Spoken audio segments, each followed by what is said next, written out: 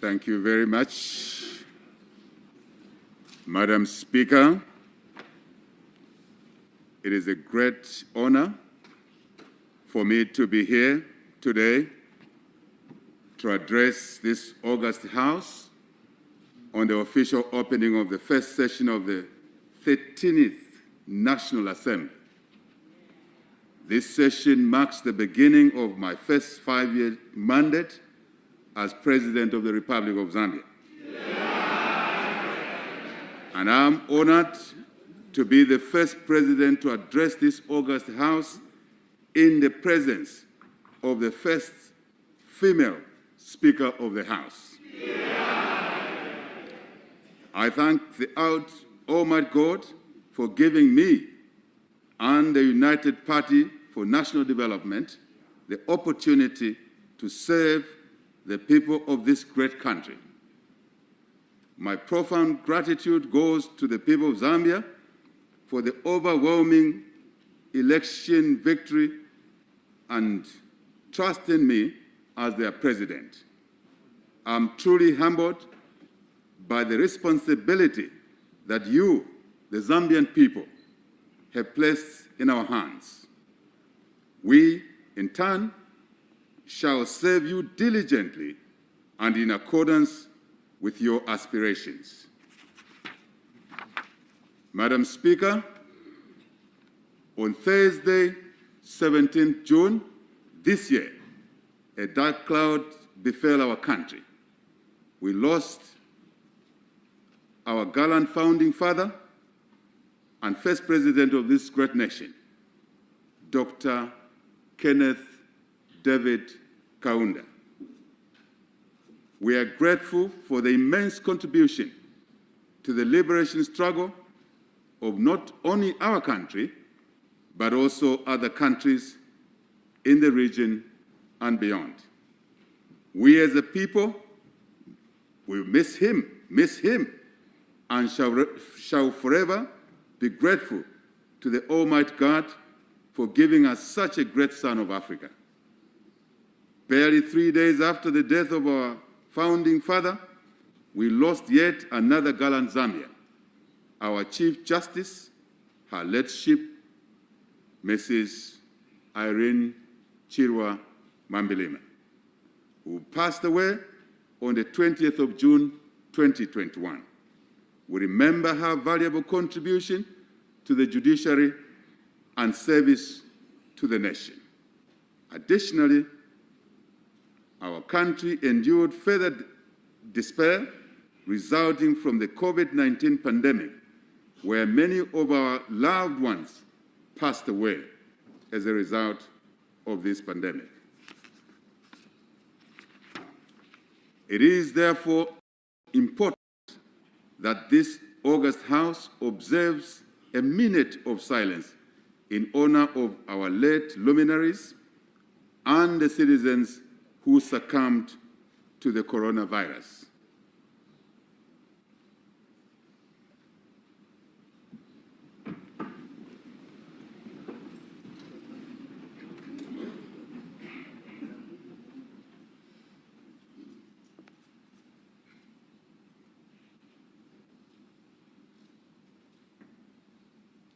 Thank you.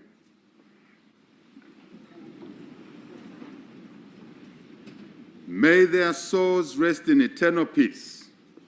Madam Speaker, allow me on this auspicious occasion to congratulate you and the two deputy speakers on your respective election to superintend the affairs of this august House. The responsibility placed on your shoulders is enormous. Our people expect you to discharge your duties with impartiality, dignity, and honor. And I'm confident that you will execute your duties diligently and maintain the decorum of this House. I also congratulate all of you, I mean all of you, the re-elected and newly elected members of Parliament. on your election to represent the people of Zambia. The people of Zambia. All of the people of Zambia. All of the people of Zambia are the ones you should represent without exception. That's by way of emphasis. I equally congratulate you, honorable members, who have been nominated to this august House. All of you who have been nominated to this august House, you too are congratulated. The people of Zambia have placed great confidence in you. The people of Zambia voted for change. The people of Zambia voted for change.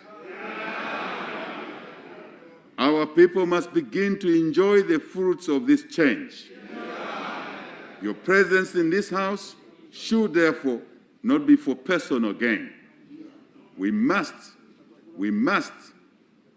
all preoccupy ourselves with a call to duty and selfless service for the betterment of our country.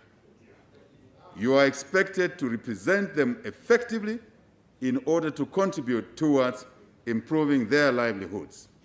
Let us work hard and deliver to our people's expectations all the time.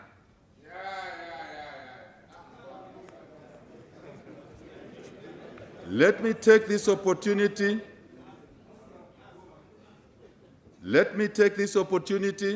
to pay tribute to the immediate past Speaker, Dr. Patrick Mativini, and the two former Deputy Speakers, Madam Catherine Namgala and Mr.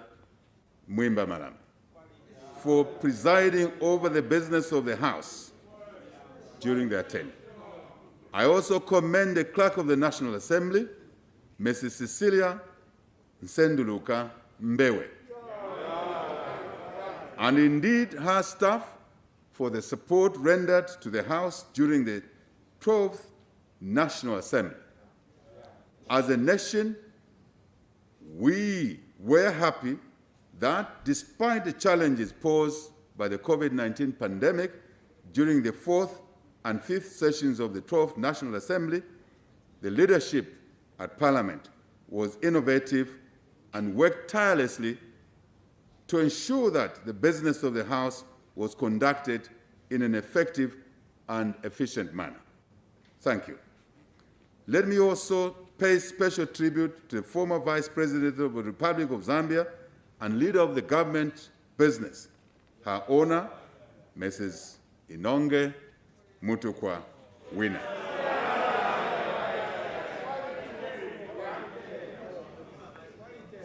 Her contribution to the successful conduct of business of the House will always be appreciated. I am confident that the new Vice President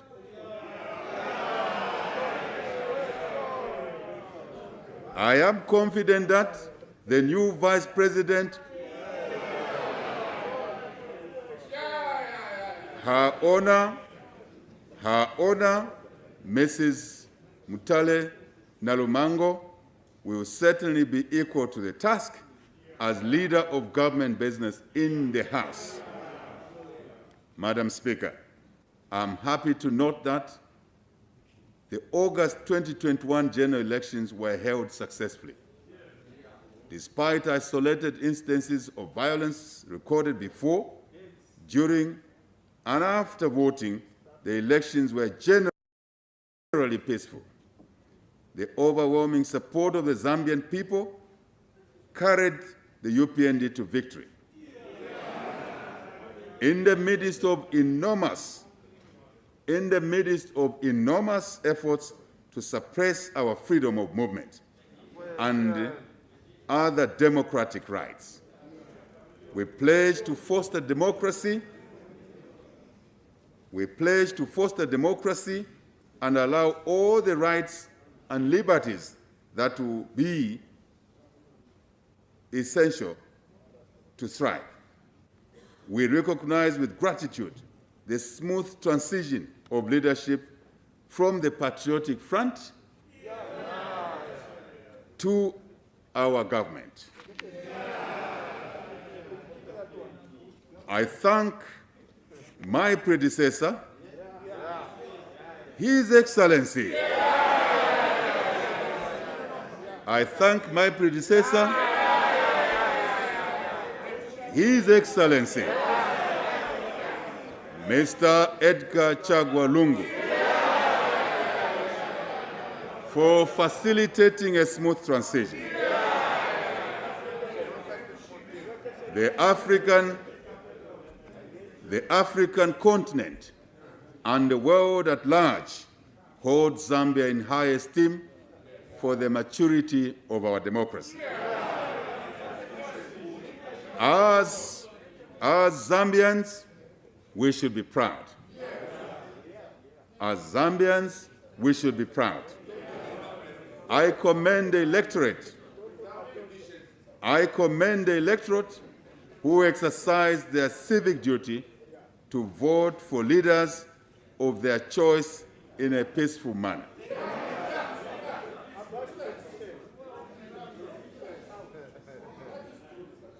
I commend the electorate who exercise their civic duty to vote for leaders of their choice in a peaceful manner.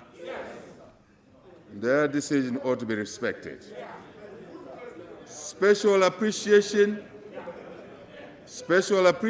goes to youth who turned out in large numbers to vote and bring about the change they so much desired. I also commend all political parties and independent candidates for participating in the elections. Allow me to also extend my commendations to the Electoral Commission of Zambia for ensuring that the elections were held in a conducive environment, especially amidst the COVID-19 pandemic. I further commend the election observers, the church, traditional leaders, and other stakeholders for the distinct roles they played during and after the elections.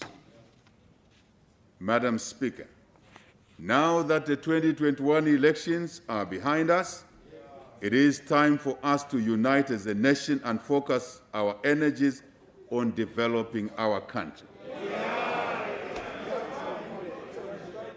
It is time for all of us to work together and take Zambia forward. It is time for all of us to work together and take Zambia forward. It is time to focus on addressing our common challenges as a people. Madam Speaker, the United Party for National Development government has a huge task ahead to turn around the economic fortunes of our country. Rebuilding our economy is top on our agenda. I shall repeat. Rebuilding our economy is top on our agenda, as this is what will deliver jobs and better livelihoods for our people, all our people.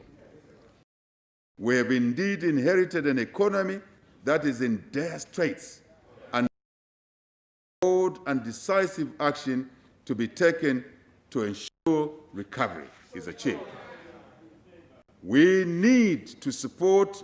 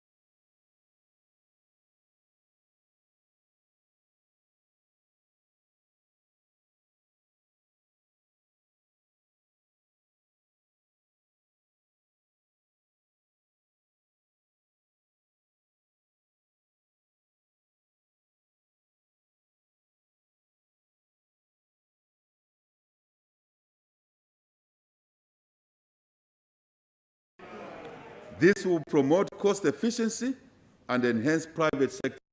Speaker, Madam Speaker, aquaculture is another area with great potential to provide opportunities for our people to venture in and improve their livelihoods. Luapula, others. Madam Speaker, aquaculture is critical. In this regard, we will promote the expansion and the intensification of fish farming across the country, especially among women and our youth. We will also promote production of fingerlings as well as establishment of hatcheries in the country to facilitate the growth of the aquaculture industry. This will not only improve the livelihoods of our people, but also meet the growing demand of fish in our country. Madam Speaker, to ensure a transformed agriculture sector which will effectively contribute to the restoration of economic growth and job creation, government will review the existing agricultural policies.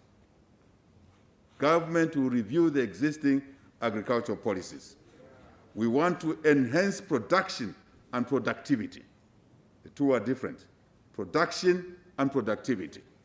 Value addition, marketing, as well as transparency and predictability of the export regime in the sector. Not frequent changes. Stability, predictable. Very important for business. Farming is a business. I therefore urge our people to seize the opportunities that exist in the sector so that, as a country, we are not only food sufficient, but also become the breadbasket of this region and indeed beyond. We have the capacity to do it. Let us therefore do it as a country, as a people. Madam Speaker, the mining sector will continue to play a key role in accelerating economic growth. Despite our long mining history and large mineral resource endowment, Zambia still faces a number of challenges in the mining sector. These include low levels of local participation and ownership in this sector, lack of transparency and accountability, as well as inconsistent fiscal policies. Mining is a long-term business. You don't change fiscal policies every other year. Investments will run away. So we shall stabilize this. Attractive, stable, consistent. And the rest you will see what will happen positively. Our administration is determined to ensure increased local participation and ownership in the sector. More jobs being created. More jobs being created, as well as increased investment in the mining sector. Too many of our people depend on this sector. We shall support it. Harnessing the opportunities available in the mining sector will be crucial to our economic revival. We will ensure increased copper and other minerals production, as well as maximizing the benefits from various minerals such as gold,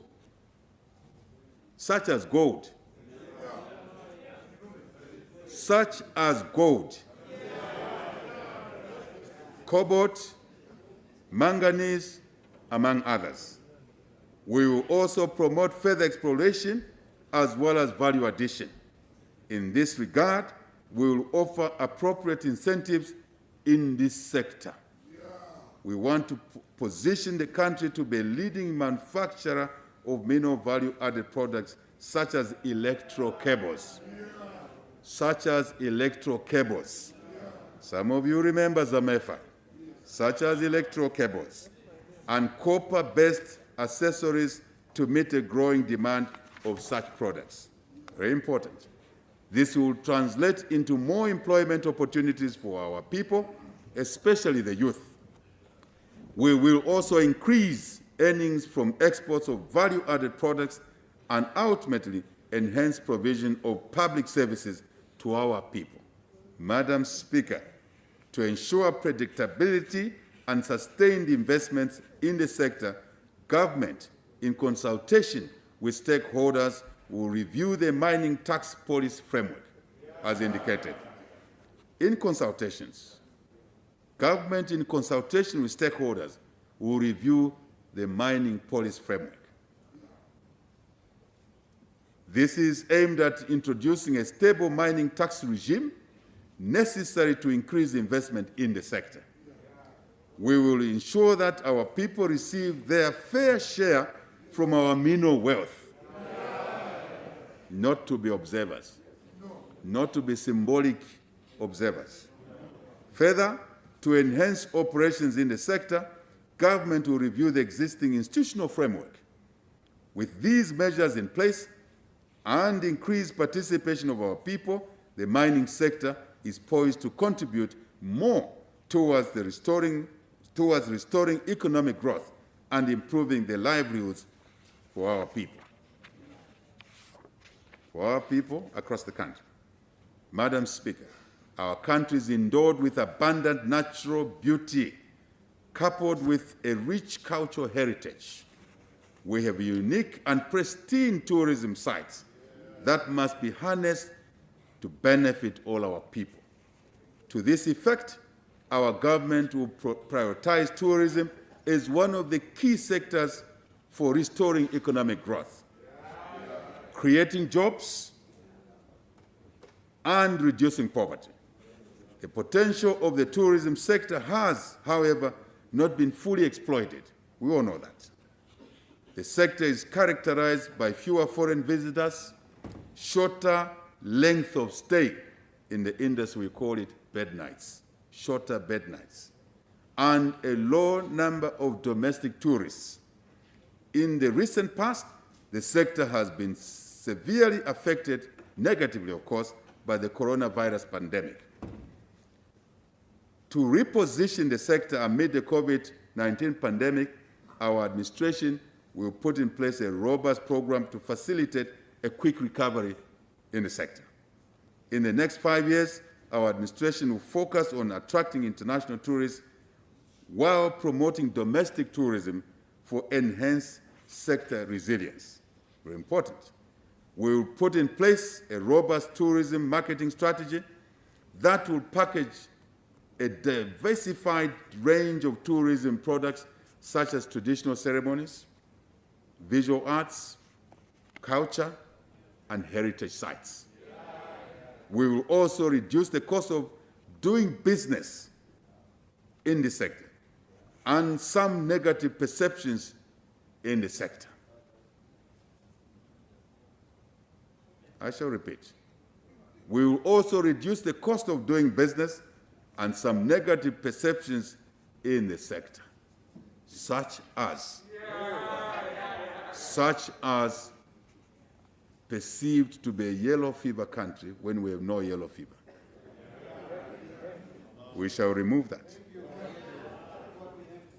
Thank you. Madam Speaker, with your indulgence. Further, we will open up areas of great potential, such as the northern circuit, to enhance inflows. We will construct and upgrade roads as well as airstrips and airports to tourism sites to improve accessibility. Very important. These interventions, among others, will not only make Zambia a tourism destination of choice, but also contribute to restoring economic growth in the country.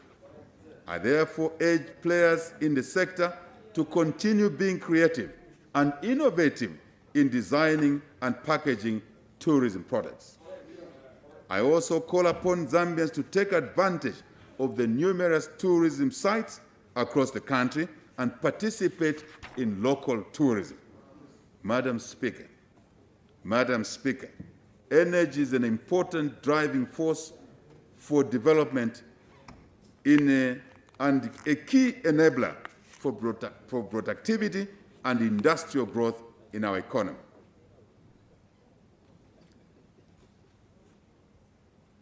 Despite this potential investment in the sector,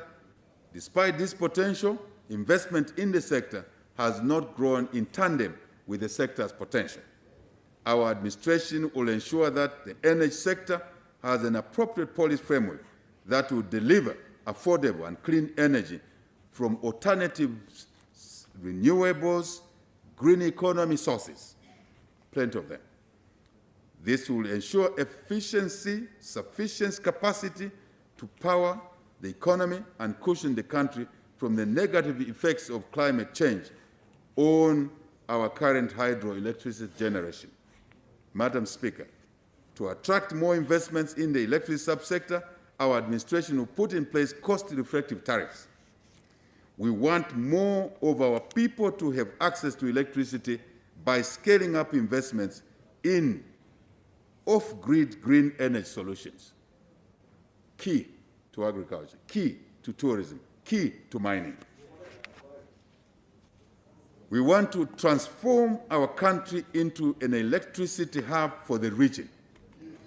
We will therefore continue to invest in the expansion of electricity generation, minimize transmission and distribution losses, as well as develop power interconnectors with other countries.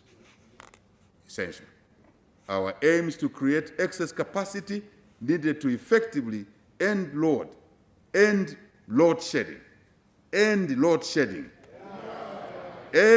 shedding with surplus power export.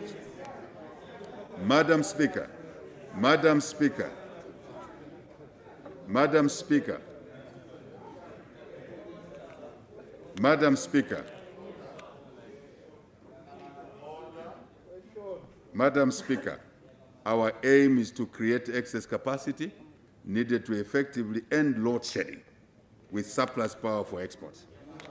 Madam Speaker, to improve operations, efficiency, and financial sustainability of the National Power Utility Company, ZESCO Limited, our administration will implement structural and financial reforms in that country, company.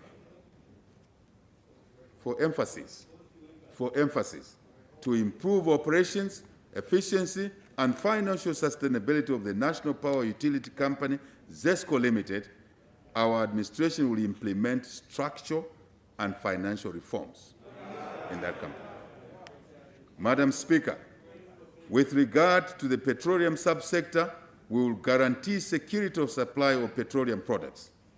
In addition, government will undertake reforms in the fuel supply chain to reduce the landed cost of petroleum products.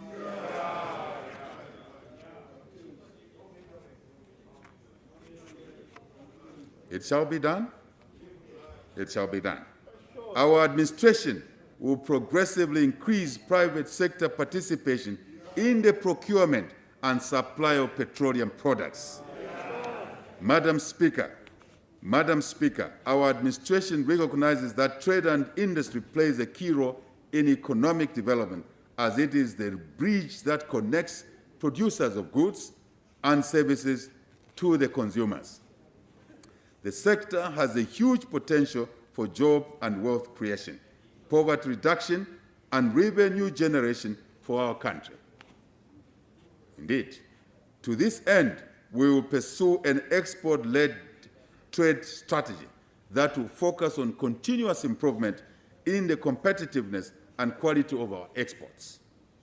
Government will place the private sector at the center of production and trade as an engine of growth.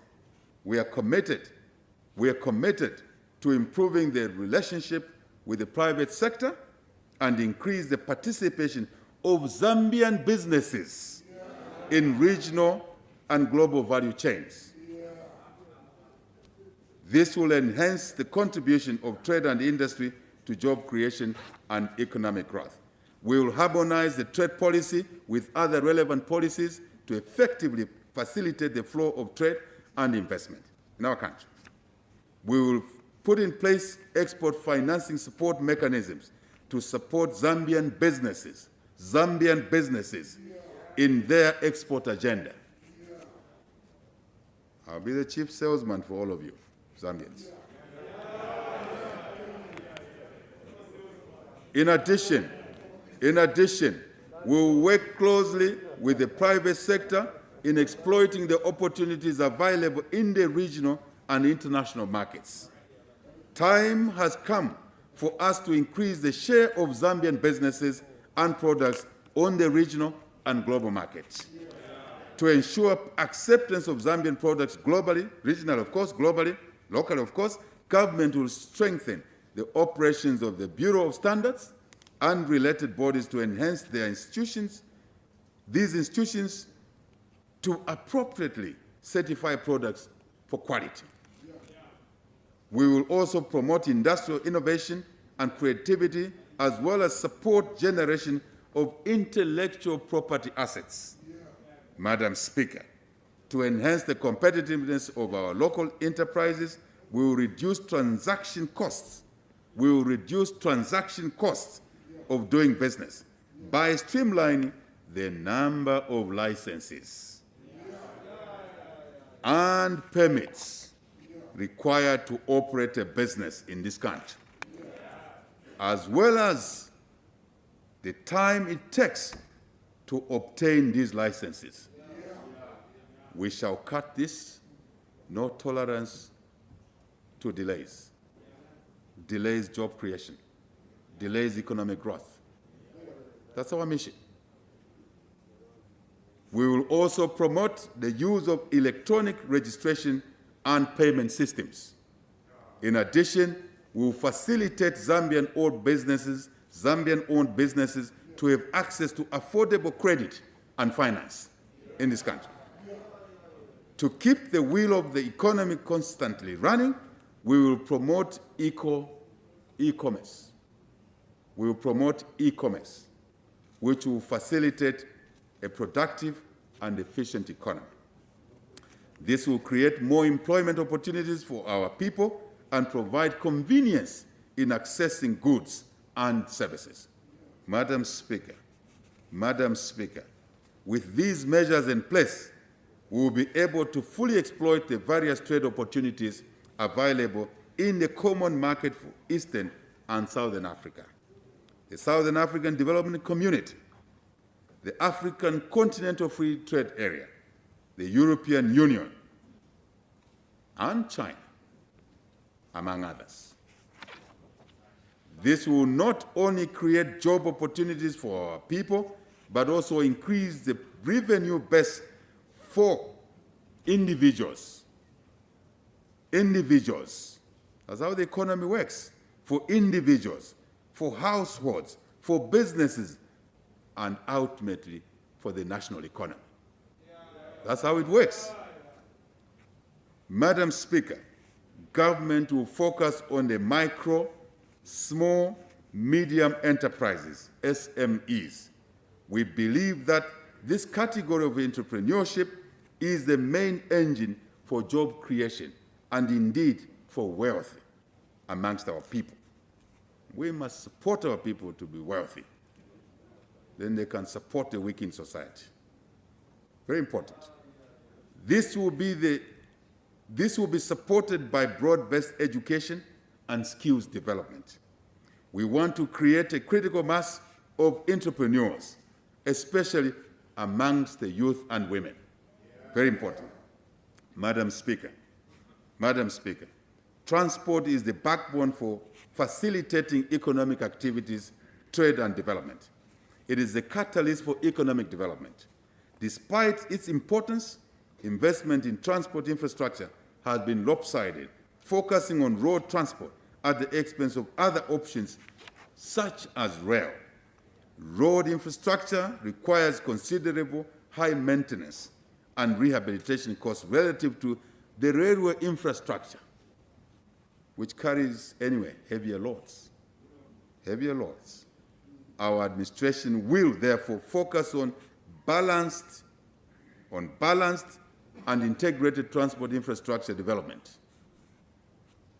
Not skewed, balanced. We will invest in road transport infrastructure, of course. We will invest in railway infrastructure, indeed. We will invest in air transport infrastructure. Very important. To achieve all of this, we will leverage public-private partnerships. We will leverage public-private partnerships. Madam Speaker, government will maintain, rehabilitate, and upgrade road infrastructure, particularly in rural areas, to open access. This will open up the country and link our farmers to markets, employees to their places of work, students to schools, colleges, and the sick to hospitals, amongst others. Very well coordinated, very organized. Madam Speaker,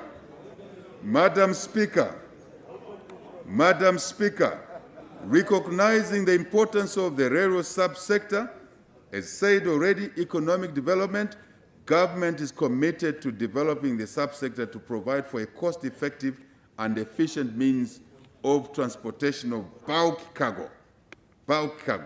This is particularly important in view of our country's position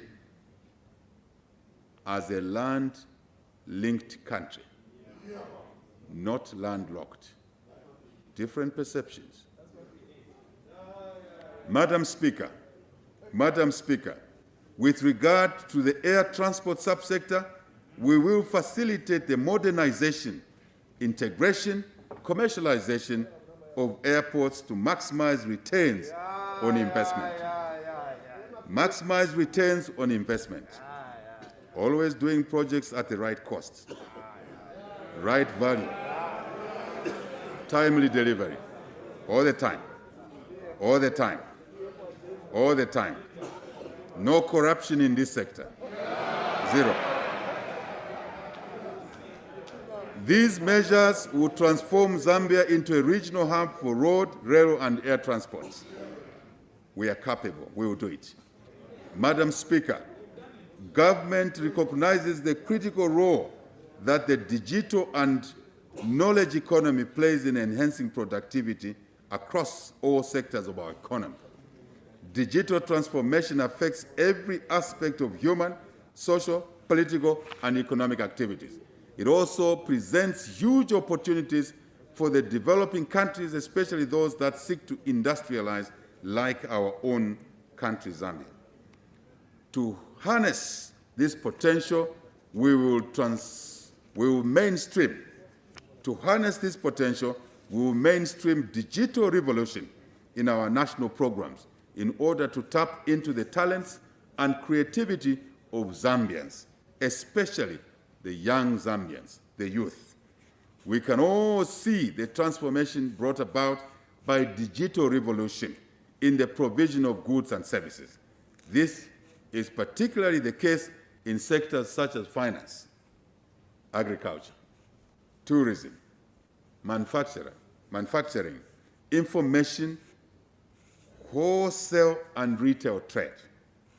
We will exploit the increased use of digital platforms and delivery channels such as automated teller machines, points of sale, and mobile money services, which have also enhanced financial inclusion, bringing the unbanked into the banking system. Very important. Most of our people are now enjoying the benefits of information and communication technology in their daily lives.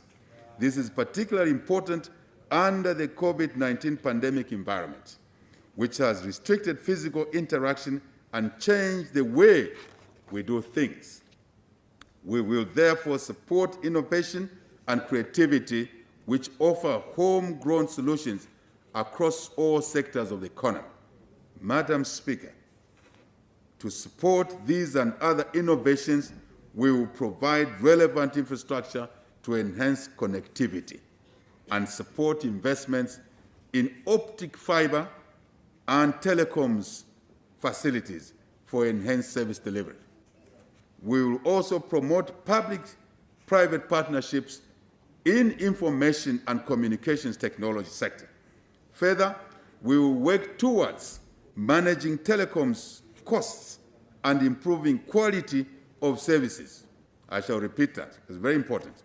Further, we will work towards managing telecommunications costs and improving quality of services by creating an enabling environment for entrepreneurs, Zambian entrepreneurs in this sector. Madam Speaker, human and social development is essential to maintaining a healthy and skilled population. This demands that we improve the well-being of our citizens so that they can reach their full potential. To this end, improving access to education,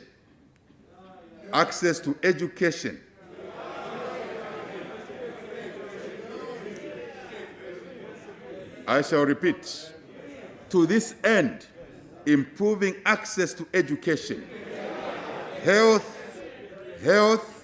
social protection, as well as water and sanitation services will be a preoccupation of our government in the next 5 years. To realize this aspiration, government will foster accelerated social transformation through the empowerment of our citizens. We will invest in the social sector so that our citizenry is skilled. Madam Speaker, we will invest in the social sector so that our citizenry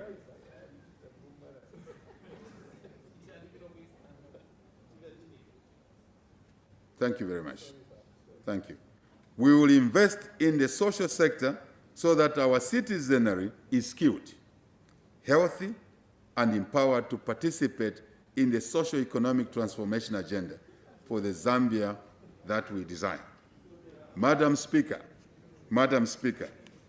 education, science, and skills development are cardinal to the attainment of our socio-economic development agenda. In the case of our country, Zambia, our education system at all levels of learning has deteriorated over the years. This calls for immediate action to restore our education system to international standards and best practice. Our administration considers education, science, and skills development as an equalizer to all our members of society. We will therefore realign the sector to ensure that it contributes to job creation and economic development. Madam Speaker, our administration will provide quality, I repeat, quality and equitable access to education for all. We will also ensure that the girl child has an equal opportunity to access education by addressing the challenges faced by female learners. And there are many challenges. We are aware of this. The education curricula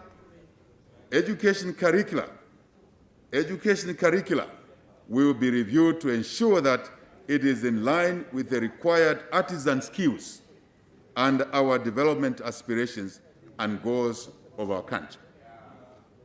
Emphasis will be placed on entrepreneurship, which will be aligned with the current socio-economic requirements in the country. We want to produce graduates with the ability to contribute to innovations to industry, create jobs and wealth. We want people who can work for themselves, not always depending on a salary until you retire. Our administration will also reform the higher education loan and bursary scheme. Very important. Our administration will also reform the higher education loan and bursary scheme. The reform is aimed at ensuring that learners who have potential to excel, especially the girl child, but are unable to afford to pay school or university fees, are supported.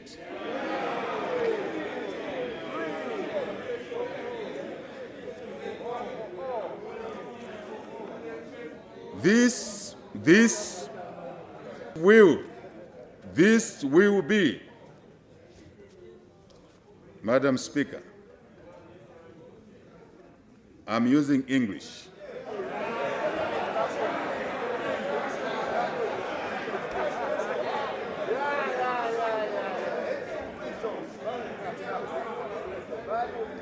Thank you very much. I'm using English. Thank you very much. Children like mine do not need taxpayers' education support. But the children of the poor need that support. That's the English I'm using.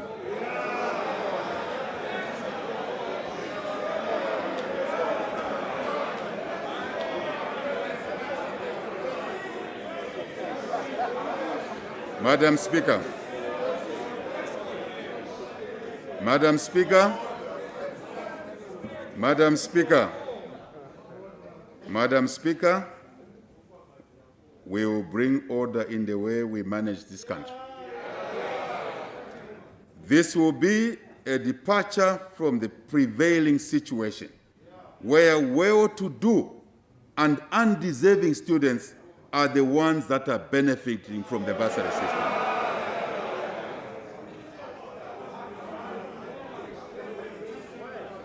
Under the new system, every deserving student, under the new system, every deserving student will be offered an opportunity to education. Even when they may be from low financial communities or families. To further improve the quality of education, we will recruit and deploy teachers equitably to all schools across the country. Madam Speaker, in our endeavor to develop new technologies relevant for our country, government will facilitate investment in research and development. We will also place a premium on science and technology to promote innovation and contribute to sustainable development. We will increase investment in science, research, and technology, of course. Government will also encourage investments from the private sector in science, research, and technology.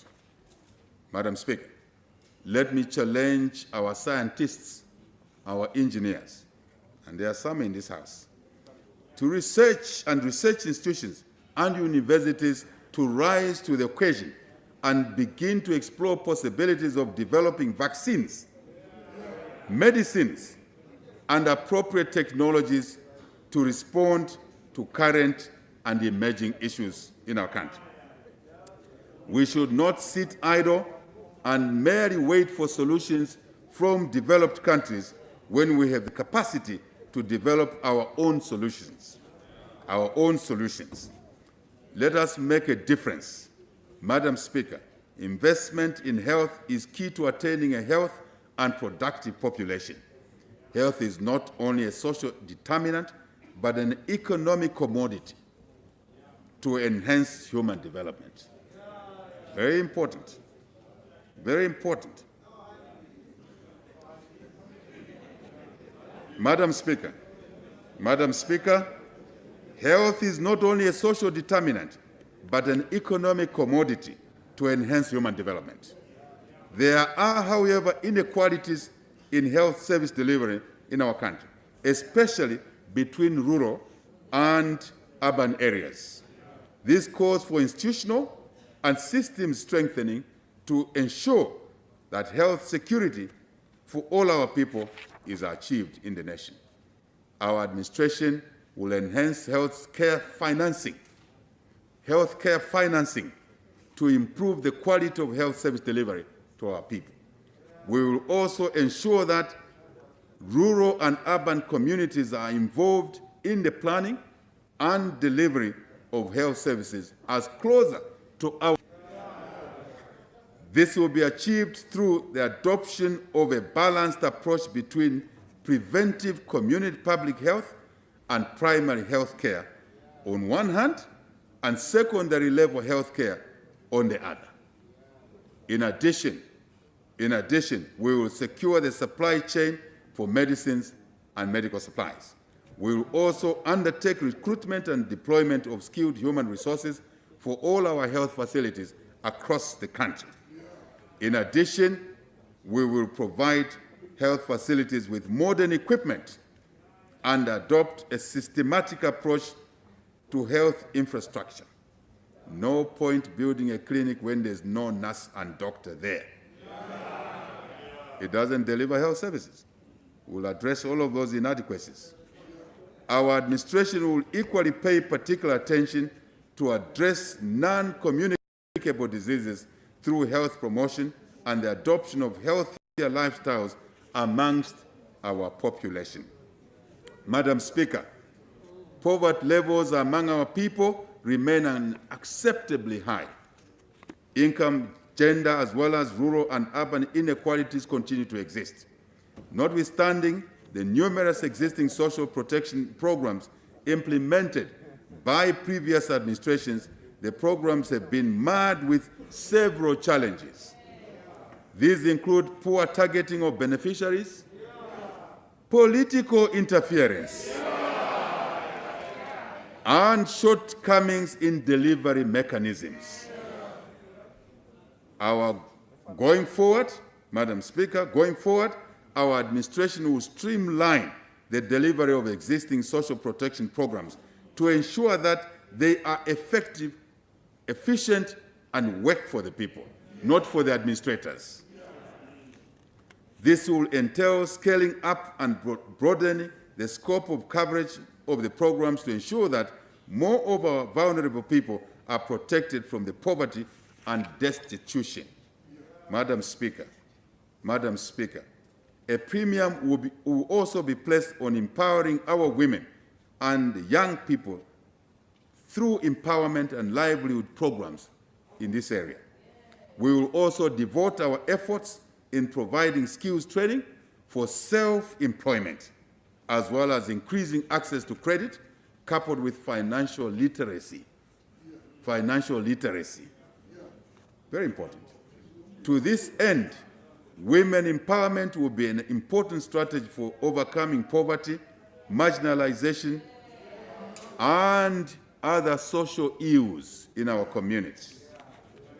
Government will therefore accelerate the implementation of programs aimed at promoting participation of women in economic programs. Livelihoods interventions will be important. Further, women representation in political leadership, commerce, and decision-making will be enhanced. To harness, Madam Speaker, that is why we have the first woman Speaker of the National Assembly. To harness the potential of our youthful population towards national development, government will create opportunities for jobs and wealth creation. This will be complemented by changing the mindset and culture of our young people so that they appreciate their value and attain their fullest potential. We want our youth to refrain from engaging in unproductive activities. We will also upscale resource mobilization to sustain the youth empowerment programs. Sustain the youth empowerment programs. So they will be in continuity, not start-stop. In addition, we will create specific preferential public procurement programs targeting the purchase of goods and services from our youth, from our women enterprises. Madam Speaker, to reduce the socio-economic disparities amongst the urban and rural regions of our country, this administration will ensure that resources and opportunities are provided equitably across the country.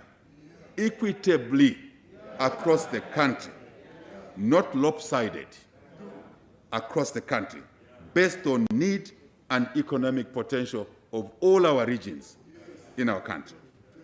This will guarantee that all parts and regions of the country benefit from the economic and natural resource endowment at our disposal. To achieve this, our administration creates policies to exploit the resource endowment for each and all of our regions. Madam Speaker, our administration recognizes that the water and sanitation sector is key in the development agenda of this country. We are committed to improving water resource management as well as water supply and sanitation for socio-economic development. To this effect, government will accelerate the construction of dams, water schemes, boreholes, to facilitate economic activities in various sectors of our economy and across the country, as well as provide clean water and adequate sanitation services for households in both urban and rural areas. Government will therefore progressively increase budget allocation and disbursement to the water and sanitation programs. Government will also facilitate private sector investment in water supply and sanitation. Madam Speaker, our government is committed to fostering environmental sustainability and promoting the green economy. A well-managed environment is critical for achieving economic recovery, sustained growth, and improved livelihoods for all our people. It is for this reason that we have placed a premium on dealing with serious threats posed by climate change. High variability with frequent droughts, seasonal and flash floods, extreme temperatures, and dry spells are expected to intensify with climate change. These have already adversely affected or impacted on food, water, energy security, as well as the general livelihoods of our people. To address climate change, our government is committed to strengthening the institutional framework on implementing climate change interventions.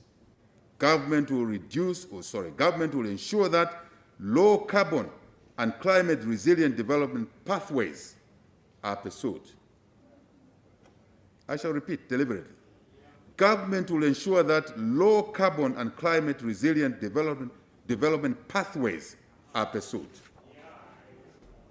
With the proposed Ministry of Green Economy and the Environment, we will champion environmental sustainability and implement policies that will yield benevolent dividends for generations to come.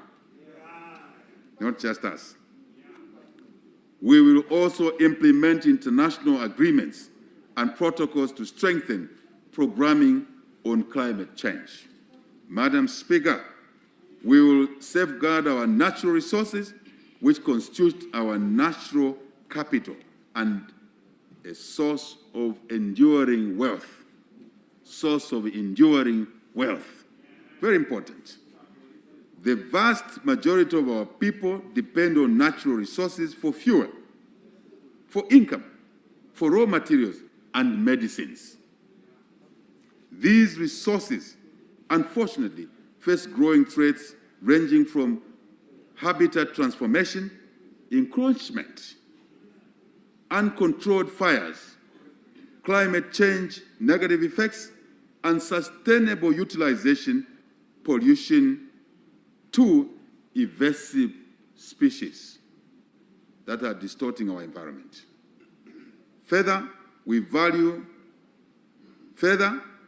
of ecosystems and their biodiversity are neither fully appreciated nor translated into monetary terms. As such, we need to appreciate these resources by utilizing them sustainably so as not to deprive future generations of their use. Our administration will, therefore, embark on promoting the conservation of biodiversity, including ecosystems, to ensure our natural resource capital is not eroded. In this regard, conservation plans for critical wetlands will be implemented to preserve these ecosystems. Madam Speaker, we shall make Zambia a global beacon for environmental sustainability and indeed a champion of the green economy. We must safeguard ecosystems, protect natural habitats, and keep carbon out of the atmosphere at all times. Madam Speaker, a conducive governance environment is imperative for our country's political stability, for security, for economic growth, and sustainable development. Very important. It entails enhanced transparency, enhanced accountability, consultation, and dialogue along the way. To achieve this, our administration will strengthen oversight and governance institutions, ensure the independence and autonomy of the judiciary, and guarantee a free press and an active civil society. We will also ensure an improved policy environment, strengthen public financial management, as well as improve service delivery and productivity. Further, we will restore the rule of law. Madam Speaker, we shall restore the rule of law and protect human rights and property. No more savagery behavior.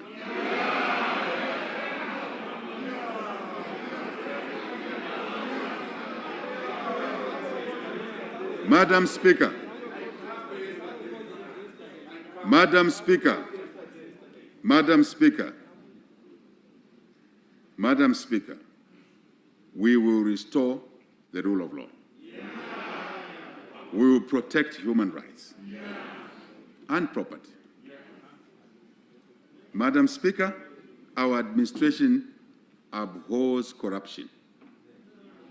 Madam Speaker, our administration abhors corruption. We have a zero-tolerance policy on the corruption in all its forms. We will wage war on corruption and not spare any expense to ensure that perpetrators are made to account for their improper conduct. There will be no sacred cows in the fight against corruption, past, present, and future.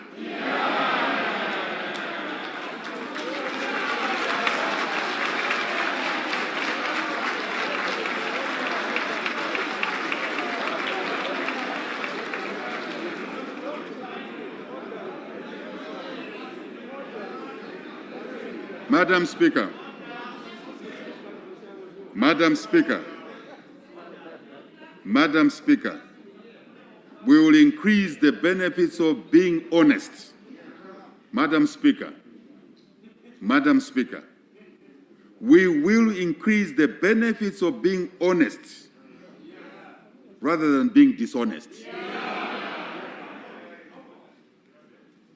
I shall repeat.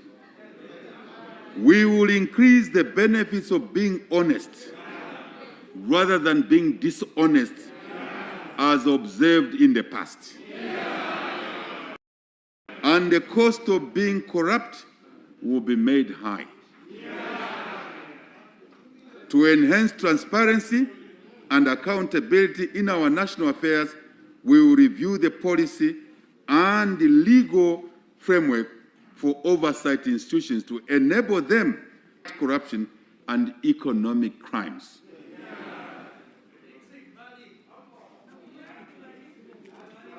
I hope there will be no misunderstanding after today's speech. We will increase funding and enhance operational independence of our oversight institutions. For clarity, we will not use our political hand in the fight against corruption.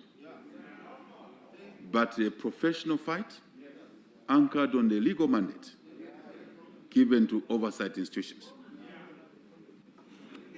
So no complaints going forward. No complaints.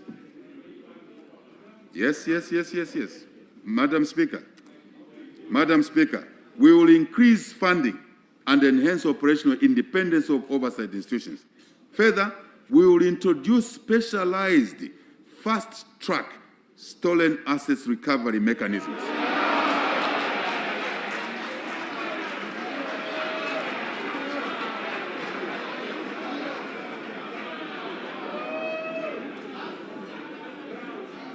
Madam Speaker, further, we will introduce specialized fast-track stolen assets recovery mechanisms and courts for corruption and economic crimes. We will also enact legislation where it's weak on ethics and integrity for improved transparency and accountability. Madam Speaker, part of our progressive transformation agenda will be to include decentralization and devolution of various central government functions to the provinces, Madam Speaker, to the districts, to the constituencies. That will be supported with resource allocation to these areas. This will include public procurement, resource allocation, and management that will be better managed at the local level with appreciation for local opportunities, priorities, and challenges. Madam Speaker, a conducive policy and legal environment is critical to achieving speedy recovery and stability of our economy, as well as ensure debt sustainability. It is not at the moment. To this effect, our administration will implement tax revenue administration reforms to facilitate a predictable tax environment and enhance revenue collections at all levels of government, including local government.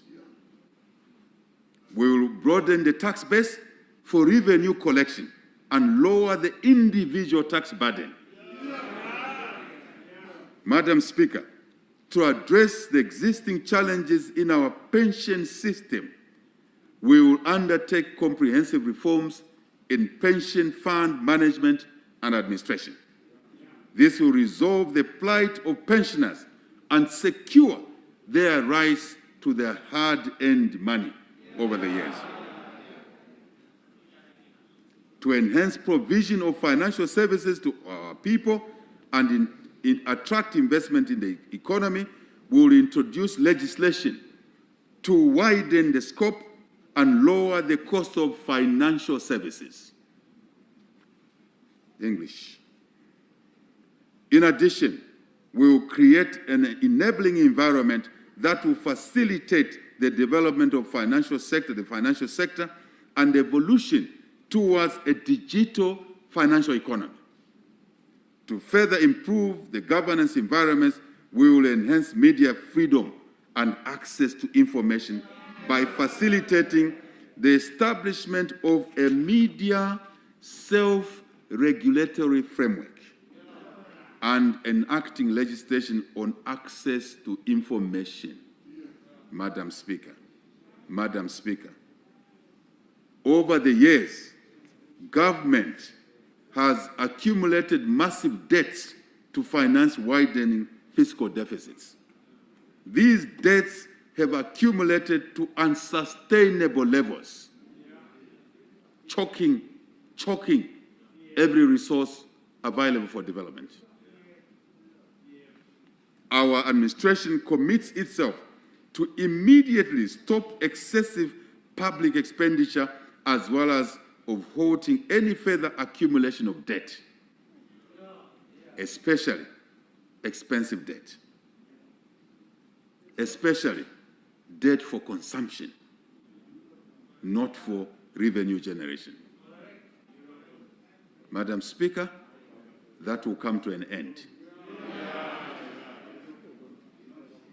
We will engage our debt, our creditors on debt restructuring to restore credibility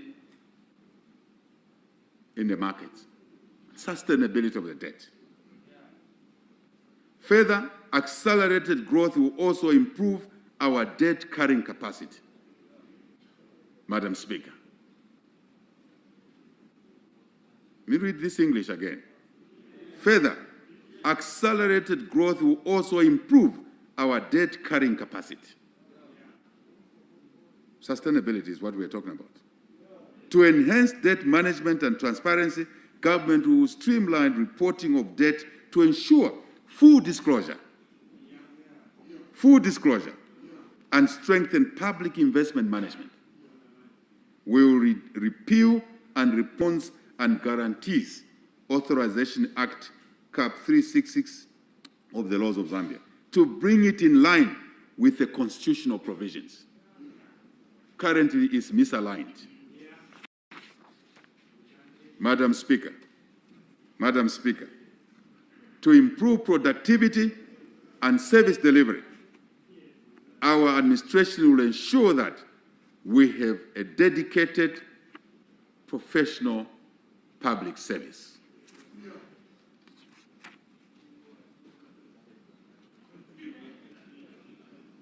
To this effect, we will depoliticize appointments and promotions and improve leadership and management competencies in the public sector. Public sector, Madam Speaker, is open to all Zambians, not to a few Zambians.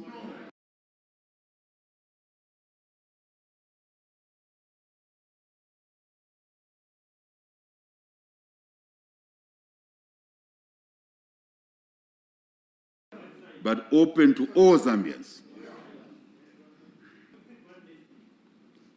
We will implement changes, management programs in the public service to ensure an optimal service delivery system is brought back. Central government, local government. We want the commissions. I beg your pardon. In addition, we will reform the service commissions to enhance their independence and professionalism. We want the commissions to protect the public service from unwarranted political interference in line with their mandate. We will ensure that the merit principle, Madam Speaker, we will ensure that the merit principle is strictly adhered to in appointments and placements of staff in these sectors, knowing that we are all Zambians. We have an equal stake to this country. All Zambians. God placed us in this society equally, equitably. No one is senior to another.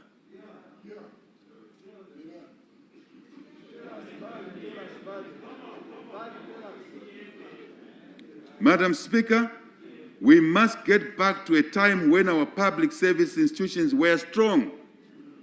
We must regain public confidence, which we have lost over the years. We are also committed to actualizing our national aspirations for a decentralized government system as enshrined in our Constitution. Government will therefore accelerate the implementation of decentralization of functions from central government to the local government authorities with matching resources, but also accountability. We will strengthen the capacity of our local authorities to enable them to collect their revenues and deliver public services to our people in an effective and efficient manner. No cadre will collect revenue that should be collected now.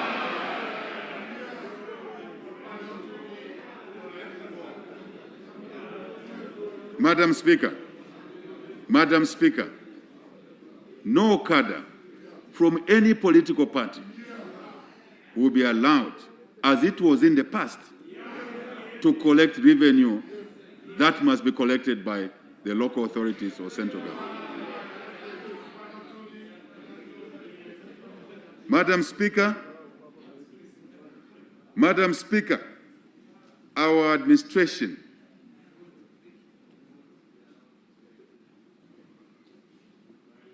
Madam Speaker, our government will therefore accelerate all of those measures that enhance revenue collection, accountability, application of those resources to benefit the people of Zambia, not individuals.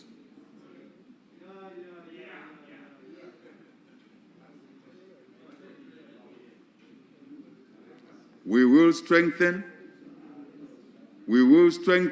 the capacity of our local authorities to enable them collect their revenues and deliver, I'm repeating, deliver services to our people in an effective and efficient manner. Clean toilets in the markets, water, garbage collection, paying salaries, awarding trading licenses on time. That's where jobs will come from. Madam Speaker, our administration will enhance access to justice, ensure strict adherence to the rule of law, as I said, in an effective mind. We will safeguard the rights of our people and protect their property. I'm repeating. To this effect, we will strengthen and modernize our institutions of governance to guarantee security, fundamental human rights, civil liberties, and quick dispensation of justice. Madam Speaker, the separation of powers among the three arms of government to the upholding of the Constitution and the rule of law. In this regard, our administration will strengthen and preserve the integrity of the principle of separation of powers.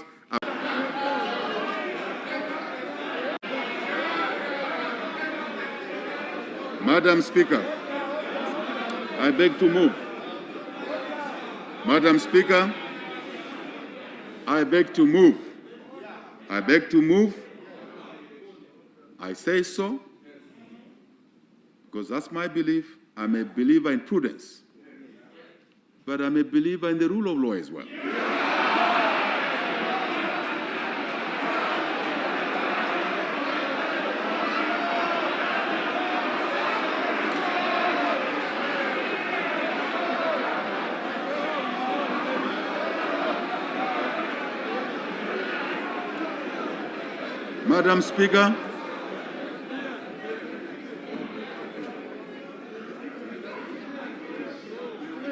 Madam Speaker, our democracy has become a shining example. I've said it. Our administration will therefore continue to promote and entrench the tenets of democracy. At all times, the tenets of democracy. To further strengthen our democracy, we will implement electoral reforms to strengthen the independence of the Electoral Commission of Zambia. We will also reform the Public Order Act to facilitate its fair application and prevent the abuse of the past that we've seen. Madam Speaker, with respect to international cooperation and foreign relations, Zambia will effectively engage in bilateral, regional, and international levels to maximize benefits that accrue to our people and our country in the process of engagement. To this effect, our government will pursue economic diplomacy, trade and investment. That's the road we shall walk on. We will promote, I repeat, or emphatically, to this effect, government will pursue economic diplomacy. We will promote regional economic integration of our continent with this in mind. We will promote peaceful resolution of conflicts. We will ensure effective participation and representation of our citizens and other African nationals in the multilateral agencies. This is important, Madam Speaker. I'm well-traveled, and I find Zambians are not there in these institutions. So we will ensure effective participation and representation of our citizens and other African nationals in multilateral agencies. We will create a professional foreign service to ensure effective representation of the country's interests in all our foreign missions. Even the staff quality that will be going there will reflect this principle. Madam Speaker, adherence to national values and principles does not only promote nationalism, patriotism. Peace is important. Unity among our people here at home. Unity and mutual respect. Madam Speaker, I work to your instructions. Ethnic degradation which we experienced, observed, children observed in this House, in the last Parliament, should not happen again.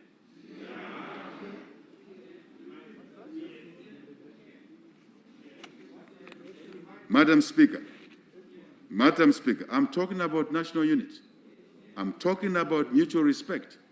I'm talking about avoiding degradation of one against another, based on God's choice of who was born where.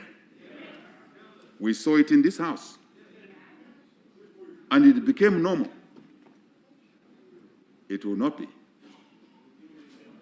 We have no oversight over Parliament, but it's an appeal to the people of Zambia, especially members of Parliament, to be examples of mutual respect.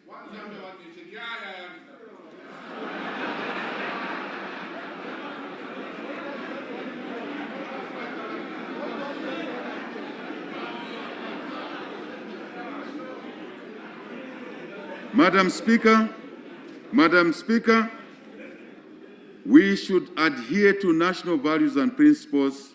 We must be nationalistic, we must be patriotic, we must have mutual respect, we must promote peace and unity among our people, but also create a positive influence on work ethics and productivity. In addition, adherence to our national values and principles will create a conducive environment to attract investments that lead to higher growth and employment opportunities for all our citizens. Efforts towards entrenchment of our national values and principles will therefore continue going forward. We want every Zambian to be an embodiment of our national values and principles. Every Zambian. We will make the national motto of one Zambia, one nation, once more a reality. Not symbolism, but a reality. Madam Speaker, we recognize the important role that our traditional leaders, the church, and civil society play in the governance and development of our nation. To this effect, we will undertake policy and legislative reforms to enhance their contribution to national development. Madam Speaker, to begin to actualize the policy measures I have outlined above under the thematic areas of economic transformation and job creation, human and social development, environmental sustainability, and good governance environment, the Minister of Finance will soon be presenting the 2022 national budget to this August House. I therefore urge the honorable members of this August House to support in advance the budget as it comes on the floor. Madam Speaker, on 12 August, indeed, in advance, frame of mind, philosophical mindset, positive support, not negative support. On 12 August 2021, our people sounded the trumpet of change. On 12 August 2021, Madam Speaker, our people sounded the trumpet of change. a trumpet summoning all of us to national duty, a duty to restore our economy and safeguard the livelihoods of our people, all our people. A duty to attain a truly united, equitable, and prosperous country. A duty to stand for and uphold the rule of law. We must all act in harmony to move our country forward and achieve the much-needed economic transformation. Indeed, our best years as a nation are truly within our reach. Indeed, our best years as a nation are truly within our reach. The will, courage, energy, faith we garner for our transformation will secure us the success we desire to achieve. Hard work, discipline, and perseverance. Indeed, they clash against each other. It is only in peace and unity that we can plan and actualize. Only in peace and unity that our children can enjoy their childhood and grow up into responsible citizens. It is only in peace and unity that we can build meaningful relations with nature, with our fellow human beings, and the Almighty God. Let the rivers and waters of peace and unity wash away all forms of violence from our land, especially that of the past. This is what our founding father, Dr. Kenneth David Kaunda, overwhelmingly demonstrated over the years. When we work to the best of our ability, our dreams become a reality. When we work together, Madam Speaker, when we work to the best of our ability, our dreams become a reality. But equally, when we work together as a people, nothing can stop us from achieving our dreams. When we live a life of service to the nation, our legacy lives on. When we live a life of service to the nation, our legacy lives on. If we don't, our legacy dies very quickly. Let us emulate Dr. Kaunda and work hard to make Zambia a better place for all. This is possible, and together we will make Zambia a better place for all. Let us create a united, prosperous, and equitable Zambia. The future of our country lies in our hands, all of us. Madam Speaker, it is now my singular honor and privilege to declare the first assembly officially opened.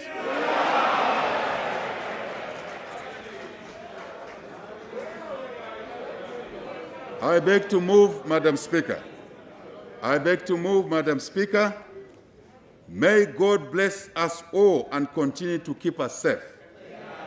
May God bless the works of our hands. May God bless our Christian nation, Zambia. Madam Speaker, I thank you.